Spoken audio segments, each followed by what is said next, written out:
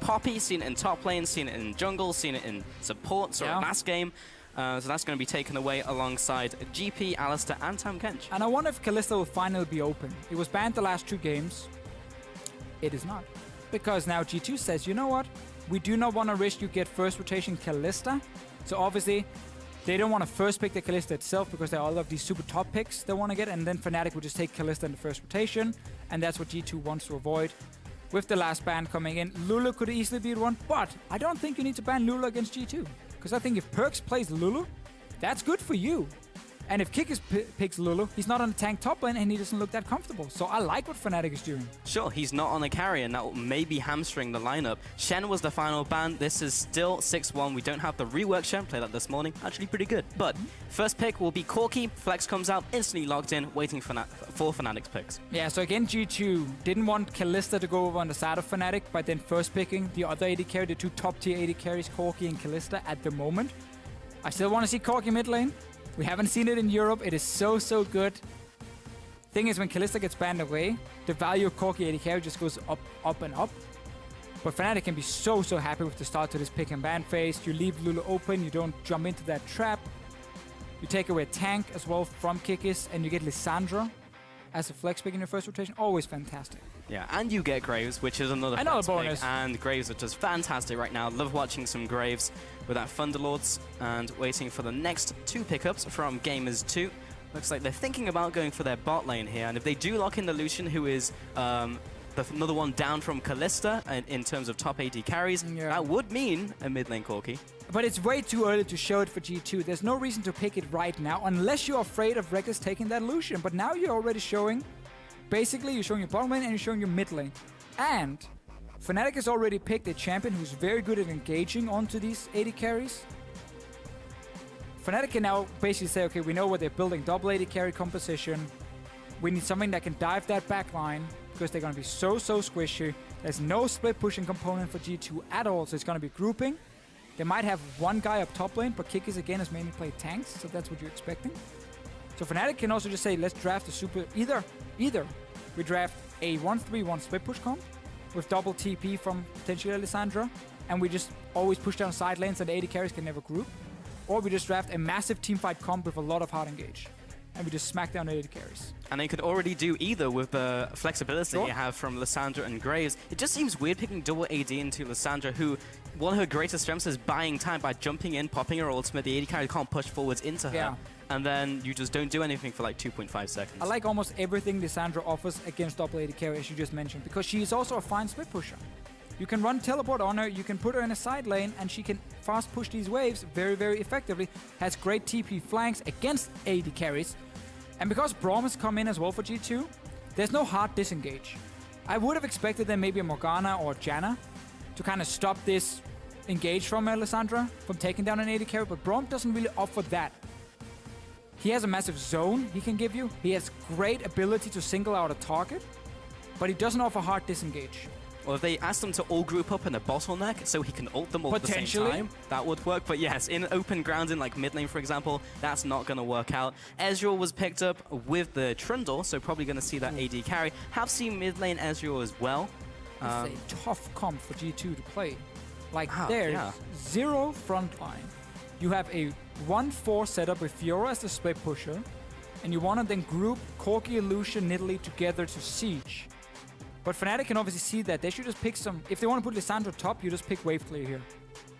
You can easily take Lissandra into Fiora, and as long as your jungler is nearby and you don't obviously fall super far behind to an enemy jungle gank, and Fiora will then outscale and snowball out of control, that lane is very even in the start. And Lissandra can honestly just push it, and then you can take a wave clear mid. Or, potentially, you can go for like an Olaf if you want to go crazy and you want to like try and fight their Fiora early on, but I don't think that's necessary for Fnatic, and we talked about the hard engage. What's better against multiple AD carries? A Malphite.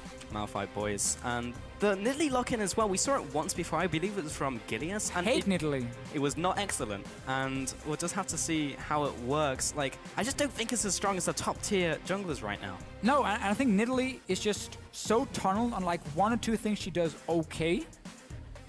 Apart from that, she's bad at everything else. She can't tank anything. Like, her ganks requires you to have CC in lane to kind of set her up for the gank.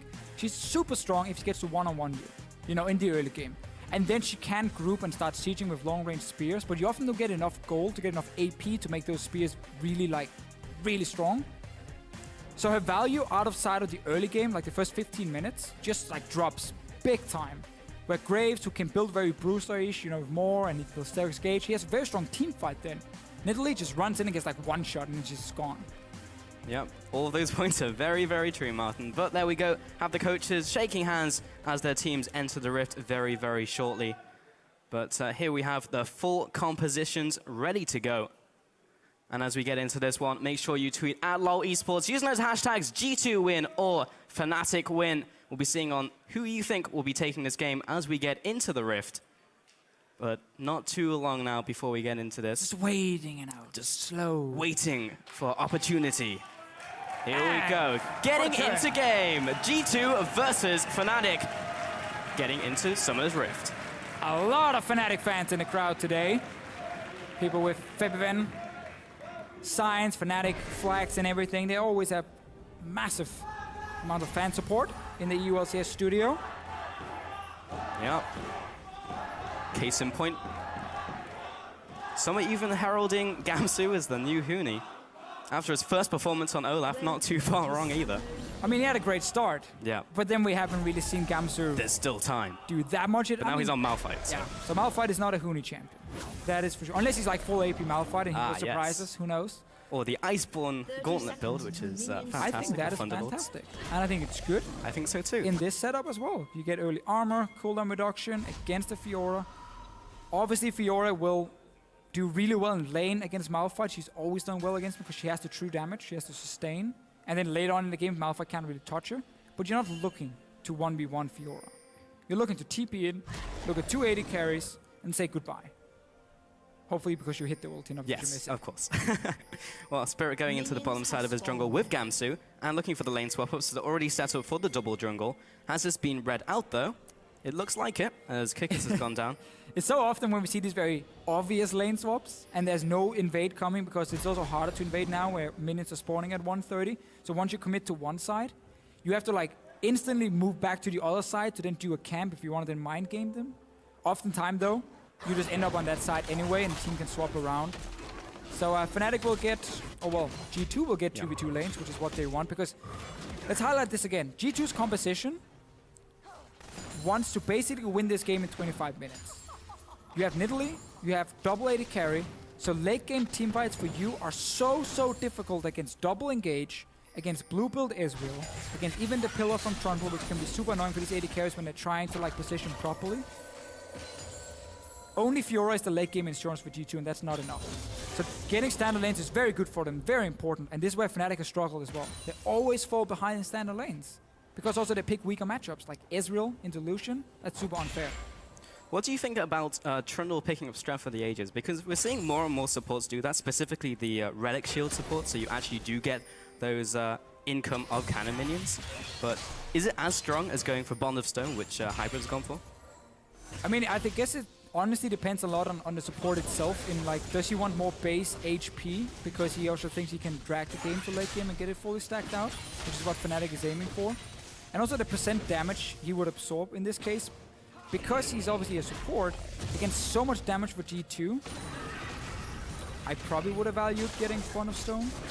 But Noxiac trying out something new, and if he's able to stack it up, it's going to give him a lot of value later on. Could be very strong. And wards come out. That's pretty much all that we're seeing here. Perks in the mid lane on that Corki, though, that you wanted to see, Martin. Yes. I think Corki right now has very good matchups in the mid lane where if he can't kill them, at least he can push them into the tower. Thunderlords really benefit him so much because it's so easy to proc it in these early trades with Gatling Gun as well. And you're basically looking to just chip away in mid tower. Over and over, you're very safe with your Valk to escape ganks. And we know that G2 is going to play out this laning phase. And then around 15-16 minutes, they're looking to start grouping up and just start poking down. Play around blue buff on the Corki.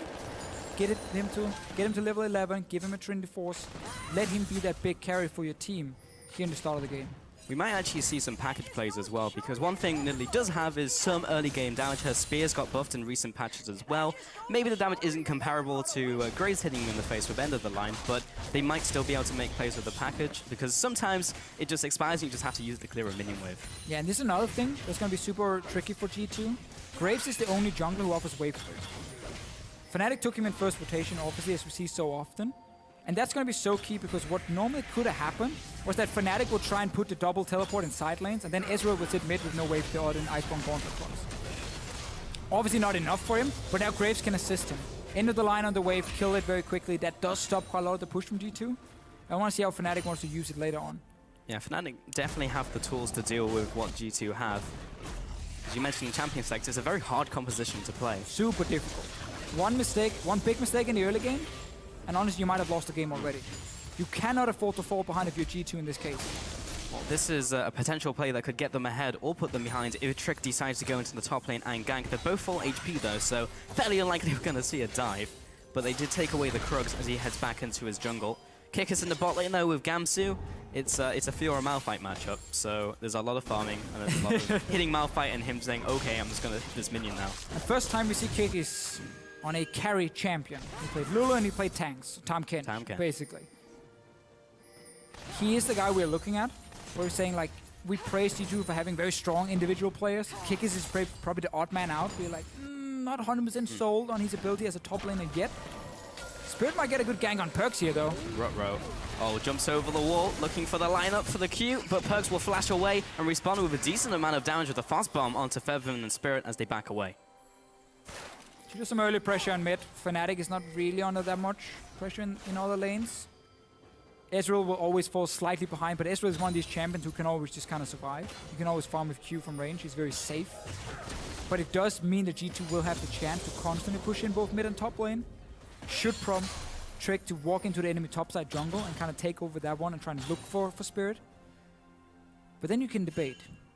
Nidalee's spear into her combo compared to Graves' end of the line into a wall. What does the most damage? End of the line. I would probably say end of the line. So unless Trick can like legit surprise Spirit, jump him without getting end of the line proc twice on him, I don't think he's able to take that 1v1 too easily. But this helps because now you're also fighting out in the river. Yeah. And then you line yourself up for it. Kickers will jump forwards and challenge him to a grand challenge, but Perks is there as well and collects the first blood. Over to Corki in the mid lane. So mid lane is even at the moment. Bot lane is pushed in for G2. Why was Spirit on his own in the enemy jungle? That is such a greedy play to make. Yes, he wanted the deep wards, but that's not even the side you're looking to play around at the moment if you're Fnatic. That was very greedy, and he just get punished in exactly what G2 wants. And Gamsu now, well, he's gonna kill Kickers. He's just gonna kill him. Okay then. Did he already use Riposte? Because all of that was based around being able to use the Riposte to block the ultimate and preempting it, but even after the ultimate was used, he didn't use it afterwards anyway for the slow. There's a big question mark on Kikis playing a carry and how he would perform. Definitely not a great start, giving up a solo kill to Gamsu. Man, Noxiac does not want Emperor to go back. 2 pillars, 2 stop recalls, worth the 4 tower shots he took. But he got that cannon minion for strength. Yes, it did. Stacking it up. I like the build from Reckless as well. Tier pickaxe, you want to get the Mana Moon A, and then you get a Sheen. That's the best DPS build you can get as blue build Ezreal early on. So obviously Fnatic knows, okay, there will be a lot of action happening in about 5-6 minutes. Spoiler for everyone, 5-6 minutes, then the game should start really picking up the pace. So you got to be able to match it. You can't just sit back and just only scale late game and never do anything, then you just start losing the entire map. Indeed. Trick is going to be throwing over this blue buff to the mid lane. Currently ahead of Featherbin, plus having the extra first kill was very helpful. Went for the Sheen first as well. Makes it very difficult to trade against the Corki because he just does more damage than you. And going towards Phage as well. First item Triforce, very, very common. Featherbin looking for a potential invade or gank into the top lane. Has he been spotted? Well, he must have been spotted now. So, seen by a little Spirit and a ward, but Kikis has no flash, so even if he sees them, he might not be able to do a whole lot. Then it's up to G2 to make a play on the other side of the map. Trick is down here on the bottom side, but they have to just try and rush down the bottom in case anything happens. But yeah, Corki build, very standard. Components for Phage are a lot stronger. Ruby Crystal and Longsword. compared to a Mana Crystal and Amplifying Tome for Corki. So better to get the Sheen for more early damage and then components for Phage when you have that amount of gold. Good trading from Emperor. He's level 6. That was really nice. Because they were forced below the tower, they had to take all the culling damage. This is what we talked about, how if Fnatic are looking to make plays on top side against Kikis and punish him more, G2 has to respond on the other side. They're doing it. I like this play. You know you can push into Ezreal. You know you have a strong early game jungler. Speed up the game. You want to get these side lanes down and then start grouping mid. Oh, nice Winter's Bite. Should be able to get the stun as well. And Emperor jumps in, but the exhaust comes out. Maybe enough to keep Noxiac alive. Trick will come in, pick up that kill. Bam! Now Lissandra comes out and picks up a kill in return. Emperor, Hybrid, and Trick pay for that one kill. So G2 got the tower. That was really good. But then they started chasing up. They saw that one possible kill in Spirit. Well, this is not a good situation for Spirit, and he'll just straight up get out traded by Perks. Fervin and Gamsu are closing in, but they already used their ultimates. The ice shot doesn't even land. Nice play by Perks. Spirit been playing a little bit too much dynamic Q here. I mean, first he was in the jungle alone when his waves or his lanes weren't able to help, and now taking that very crazy trade. Anyway, this is a good move by G2, but now they gotta respect double TP. But they see that one proc on Noxic, they're like, okay, we can go, we can kill them, this is it. And then double TP happens behind them, and now you're basically done. Like, there's so little you can do when this happens. Take the tower, say thank you very much, we made a good play, step away. A sign of things to come, maybe. This is also the Perks kill. I mean, there's not too much to it. He just out-trades Spirit. I wonder if Spirit expected Perks to run near the wall, up the ramp, and then you could like hit him with end of the line into ulti. Yeah. And Perks just kind of stopped, and he's like, no. And then he kills them. I mean, in an open environment like that, not in the jungle, it's so easy to maneuver around end of the line. You have to fight in the jungle. Those are 2 fights that he took, one in the river, one in the upper bottom river, and you're never going to land the extra damage from end of the line. You just simply walk away. Yeah. Spirit definitely helping G2 when it comes to getting a lead in this early game. This is a second play down. It's always multiple steps for G2 and how they want to push out that early game.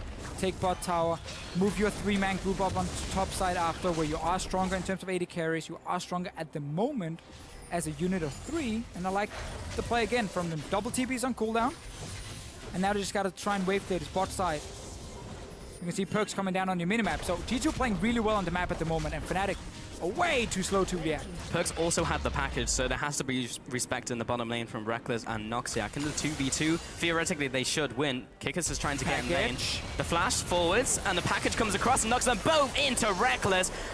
Oh, they both go down. That was beautiful from Perks into Kikis' play. Yeah, really, really well played by G2. Honestly, just a good move top. Fnatic responding so late. Even saw Perks move down a few times. They're like, maybe we could stay. Start running and realizing the package is there. And sloppy play by Fnatic and really getting punished by G2. 4,000 gold lead almost. This is exactly what they were looking for. The fans are still behind Fnatic though. Still have that fan base, but fan votes do not win you games. And currently Gamers 2 being ahead in this one, despite a very hard composition to run, are doing very well in the early game. And even though we saw the potential of Fnatic's composition to shut down the squishy members in the backline from G2 in the bottom lane that we saw when they TP behind them, if G2 are just so far ahead that they're just killing them, then they could actually take this.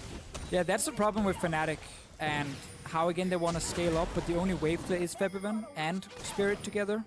Spirit has been kind of caught out a few times, and then he's not been in position to clear the waves, where Trick has been running with his team. Every time Spirit was there grouping on a tower, Spirit should have been there as well, or Spirit should have mirrored the play with obviously his support and his AD carry, but that play on the bottom lane was just Reckless and Spirit alone. Noxiac wasn't even nearby. So where G2 managed to group up and push towers, Fnatic is kind of splitting up a little bit left and right, and never managed to get the same amount of power in the move they're trying to make. It's 3 towers to 0, 13 minutes in. Quite weird. We're starting to hit damage spikes though. Mid lane finally just picked up the Triforce with the Essentry from the bot lane. Very common for the Spellcaster AD carries, the Spell Weavers. Top lane, Kikis has gone for the Titanic Hydra. Very nice as a pickup since you can fill your build out, and then when you feel like you have enough tanky stats, you just swap over to the Hydra. And you do more damage. Obviously offers you a little more fast pushing potential. Now that Tiamat doesn't proc on, or the Hydra doesn't proc on everything. This is not good for Spirit, and he's completely poked away as a jungler as Dragon is up. Just realized I called both things for Hydra. The damage component doesn't now proc on everything. Titanic Hydra does proc on everything and help you push out I knew what the you wave. meant, so I had to think about it for a second. I just always call it Hydra. Anyway, G2 once again are getting to do exactly what they want with their composition. You got Power Spike on Corki, Trinity Force Sorcerer's Boots. You're gonna get level 11 for him with his rank 2 ulti. And now you're just looking to group. You're honestly just looking to have Trick, play around perks, rotate Emperor in once he pushes out his lane down bot lane, move him into mid lane. Constant chip away and tower, chip away and tower. You need pink wards though, behind you and next to you. Because you gotta spot that TP flank. You can see the pink ward here, near the mid lane bush. On top side, there's the same pink ward if you look at your minimap on the bottom side. So G2 is obviously investing everything towards mid lane, and they're trying to block every way possible for Fnatic to TP flank. Because that's the only way Fnatic can punish G2 at the moment. Yeah, but even if they get close to punishing them, the ultimates from both Lissandra and Malphite will one-shot the backline if they stack up. Yeah, we've already seen it once this game. And that's what G2 cannot afford. Because now you have the lead, now you have the tempo, you have to push. Don't overextend and then lose everything. So Emperor is apparently running 18-12-0, so not going with the mind game build that we were talking about earlier, but he is running mana regen on his glyphs. So still confusing to me. I just don't see it. Oh, it has so little value. The maths just doesn't add up. Now he also builds Essence Reaver, so like he has plenty of mana, and that little extra amount from his runes are gonna do absolutely nothing. He's your next to Q every 3 minutes. Well, if he kills some of that Q, yeah, the value. then we see the value. Yeah. Not this game, but at some point it will. Kikis heading down. He'll be finding Gamsu. Or Gamsu will be finding Kikis more likely. And he'll head into the middle lane. However, Featherman split pushing the bottom lane. He will get this out of turret and has teleport. G2 has to all in for this one, but the problem is that allows Featherman also to TP in. There's sadly not a great ward for him. Rest of Fnatic is here to defend. And that will be forced off. It's good though, and Gamsu will have to block it, and into the line of the spear coming in from Trick will chunk him out of the fight as well. He's only gone for armor right now because he's been itemizing against Kickers, and now he's grouping. Nidalee is Shrekking him. And we talked about this, how Fnatic, in order to really play their comp and use double TP, it's Ezreal sitting mid. He doesn't have proper wave clear. Iceborne Gauntlet offers him a little bit of it, and yes, okay, if he has enough time, he can take it down, but they'll always give G2 some hits on tower. Spirit has to always be there first, and when the minion wave is building up, he used to use end of the line on it to clear out as much as possible in order for this double TP to work at the moment where G2 are so strong. But we've just seen Fnatic fall further and further behind. Trade tower for tower, but they lost mid tower now, so G2 are looking to go for next step. Sadly, when you play these squishy comps, poke composition, siege comps, the further in you get towards the enemy base, actually the more annoying it gets to play your comp. Because there's so many more ways now Fnatic can put wards behind you and then TP flank you. Mid lane is just 2 wards in the side pushes and then you're kind of safe. Step in further, you know, you need to have like pink near the Raptor, you need to have a pink up, you know, north of the Raptor, on the other side with near the Wolf Camp, like you need to have like 4 pink wards around you. And not even that might save you if there's just a ward in the lane just behind you. There's a stall out period for sure. We've seen it in Challenger as well when people have tried these siege compositions. And if you can get over that hump, you just win. However, that is the chance for the defending team to actually come back in with the aforementioned flanks you were talking about from Fnatic. So they're also taking the top side of the map. It just depends what G2 are going to take off of this. It looks like it's maybe bottom tower. Yeah, Fnatic is doing the same again. They're just trying to trade towers, honestly. Instead of trying to set up for a big team fight here, they're more than happy just taking top tower but lose tier 2 bot tower. That's where I prefer to see a team say, okay, we now traded outer turrets with each other, we've gained some gold. Now we're looking for that team fight play. We just talked about how many wards you can place behind them, how difficult it is for G2 then to push in. And that really slows down the game for G2. But if you keep trading towers, you now only have mid tier 2 to back. And once that is gone, G2 should have full map control and can start setting up for potential Baron. That could be a major problem for Fnatic. But they currently have vision around the area. I believe they took the crab as well. So at least for the foreseeable future, at least for Baron spawn, they'll have that up. If they can maintain that, that's what they really need because, yeah, a Baron here would essentially end the game. However, it's essentially impossible to play a Baron anymore because blue trinkets exist. Yes, so. That is true. And once Fnatic falls behind, they do tend to swap over to more blue trinkets. Actually, it was a mistake they made. What we saw, I believe it was last week, where they just stuck to the yellow trinkets and then realized they couldn't really do anything because they could never gain vision by moving in and putting them. So we see Reckless with blue trinket now. That's to spot the Baron. Unlucky. And Rift Herald. Yeah, I should take this one. Chick finding it very difficult to land those spears on a stationary target, but we'll get it down. Yeah, Fnatic did do that, but they were ahead in the game and then picked up the yellow trinkets, but then didn't swap them back. They're very good when you're ahead because you can place them in the enemy jungle and continue pressure, but depending on the ebb and flow of the game, you have to continue swapping them, depending on the game state. So notice here how Fnatic is putting Gamsu with the team despite his teleport. Gamsu should be sitting bot lane now and meeting that wave against the Fiora.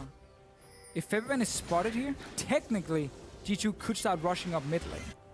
Because they have TP as well and they're pushing in this bot side. And that forces Febiven to be slow reacting. Look here, the move at least from Kikis now.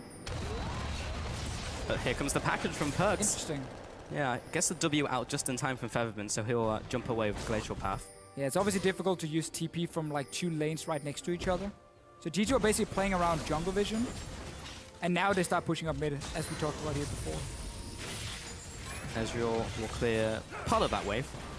Oh, you already hit that point where you're like, I want to push, but I also want to respect your engage. But those spears landing will help significantly, chunking out Noxiac, the culling as well for more poke, and that may just be enough to start taking away the health of his turret. Here comes the TP and the hard engage from Fnatic. Is it enough though? Here comes the jump in and the ultimate from Gamsu, a 3-man ultimate. Can they get the follow-up though? Gamsu has been locked down but is still chasing after, now has to back away. And Perks is respawning damage onto Reckless. Jump forwards from Emperor. Can he get the kill down? Lands the first one. Spirit will have to jump away there. Still has his flash available and Noxiac will back off. That was a 2-for-1 over to G2 and they get the turret. And some of the same problems we saw from Fnatic last week against Unicorns of Love, where the engage synergy is just not there. It's like one guy going in, then the other guy showing. Notice here, Febiven goes in, but the TP is still channeling here from Gamsu. Now he joins. Instead of there being a big wombo combo together to burst down a target and allow Reckless also to ult in and follow up with damage, it goes like one by one by one. G2 gets to disengage, re-engage, and pick up the kills. So G2 is still in a great position. Sadly for them, setting up Baron as a siege comp is equally as annoying as trying to push in further into the enemy base, because once you start that Baron, you don't have a tank, first of all, who can tank it. And once you're stuck in that Baron pit against Malphite, Lissandra, Trundle Pillar, I mean, you're dead. So like, you have to play it so safe for G2, but they've been doing so many things correct leading up until this point. Can they, the next 5-6 minutes, extend the lead, get the last outer turrets down, and then try and get a Baron? Then they can definitely close out the game very quickly. That last team fight went so well for them because that's basically the perfect team fight you want with this composition, where you can disengage and re-engage, whereas Fnatic could not find the flank because they were being pressured so hard into their base. They didn't have time to set up that pre-ward, so they couldn't get the flank and they couldn't engage on Gamers 2, which was the big problem there. Pillar comes up, but there's no real follow-up from Spirit. The ultimate comes out for the chunk and the minion wave clear. Additionally, Featherman and Gamsu do not have their flash in the last fight, so there is a small period where Gamers 2 have a little bit of help if they do decide to pressure Baron. It's still very hard, but there's no flash ultimate from Gamsu, flash ultimate from Featherman. Yeah, interesting also to see how G2 played that last fight. Hybrid basically just sacrificed himself, or he wanted to. As soon as the engage happened, he just moved forward, put down his ulti to try and zone as much as possible and his shield, and basically said, you guys can CC my AD carries, but if you cannot move through with the damage because of the zone I can offer as Braum, you won't kill them. Unless, again, the coordination is perfect for Fnatic and Gamsu and Febiven together hit that target. We might see QSS come in. Hexstring, I think, could be a good item here as well, because the burst damage from those engages is all magic from Malphite and from Lissandra. I'd always like to see distortion boots on a couple members as well from G2. Like, the sooner you have gonna hold that fort for a second, as we may have that flank engage we're looking for from Fnatic. Gamsu is trying to jump in, looking for that opportunity. Emperor has been CC'd up by Featherman, but he's used his ultimate now going into the Zhonya's. Grand Challenge comes out from Kickers, following on to Gamsu. They pick up the 2 big engage tools from Fnatic, and they just weren't in range to follow up. Once again, though, yeah, engage comes in from Fnatic, kind of one by one. Rest of Fnatic is too far back to really do anything. I didn't see who zoned them away, but Reckless is very low. Spirit is almost full HP as well, has ulti. Like, your whole combo is built on Ezreal ulti, Graves ulti, on whatever target Gamsu and Febiven locks down, and that burst should kill anyone. But G2 now picked up another win. They didn't even need the Baron. Gamers 2, this could be potentially greedy with the respawn timers. However, they're going in for the win. Pick up the first Nexus turret. They may have to back off now as Spirit comes out, but if they get the pick onto Noxiac, maybe they can take more. They'll just back away as Baron is still alive, and going back and spending all of that gold they just accrued is probably the best thing for them. And the biggest thing from that is they managed to take the top lane inhibitor and have broken that base. G2 right now is just getting everything. Honestly, Fnatic were way too slow in the early game. It is one of the issues Malphite has, that he's no way of stopping you from pushing down his tower. So like when G2 were just grouping so quickly with Nidalee, with Lucian, with the Braum, Fnatic should just mirror the exact same thing, either as defense with Graves wave clear, or down to take towers at the same pace. But it was always so slow, and then got caught out, ended up dying for it. Spirit gives up like 3 early kills. Really strange first 15 minutes from Fnatic, and G2 has honestly been playing this comp extremely well. And that's why they're now so far ahead. Yeah, we never said it was a bad comp, we just said it was a hard one to play. Sure. And they've been playing it very well. The look of concern there from Daylor, and we were heading into this game saying, well, G2, they've done very well, but they've stomped out some weaker teams. How will they perform against Fnatic? They're doing extremely well against one of the top teams. This has really been a benchmark game for Gamers 2. Now we're still back in the same situation, where G2 feel like they might need Baron to close out the game. But setting up that Baron is basically the comeback, potential comeback for Fnatic. Yep. And I guess G2 would have loved to get Inhibitor down on the bottom side of the map, so you had the super minions pushing there, instead of top side where it's too easy for Fnatic to clear them out and still be around the Baron. But you can still group up and start poking, and package is used.